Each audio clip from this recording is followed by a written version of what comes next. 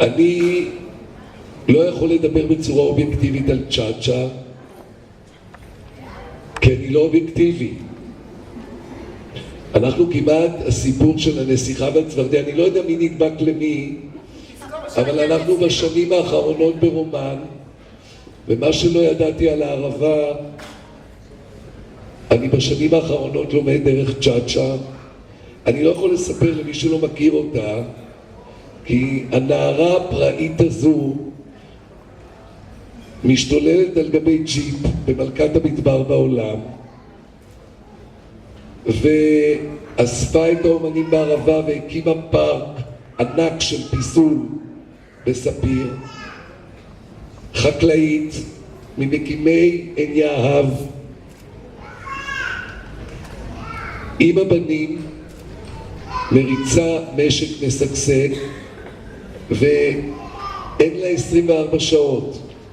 אני לא חושב שיש לה 48 שעות. משהו מדהים.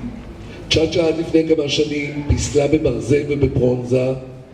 כשבאתי אליה הביתה ראיתי פיסול שאני מכיר אותו מארלזרוב פינת דיזנגובה בתל אביב, ואז יחד שאלתי איפה המדבר, ואז לקחו אותי לכניסה בעין יהב וראיתי את הפסל המהמם שהקימה מחומרים ממוחזרים לזכר בעלה, שלא זכה להיות איתנו היום, אבל מלווה אותה כל יום במלאכת הפיסול שלה.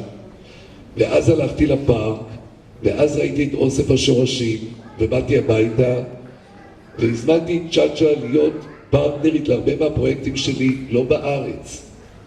היא הציגה בפריז, היא הציגה בפיוז'ן ארטס מיוזיאום במנהטן, היא באה עם הבנים לביאנלה הקודמת בוונציה, ועוד ועוד, אני לא אכביד עליכם ברשימה.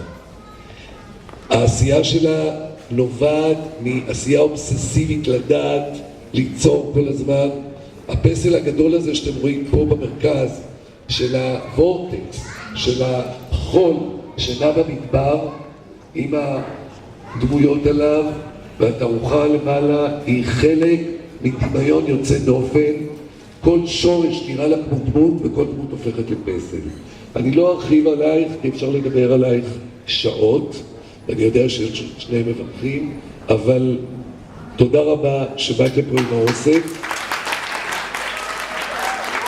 ואני מאוד מאוד אוהב אותך, כמו שאני אוהב את כל הצוות.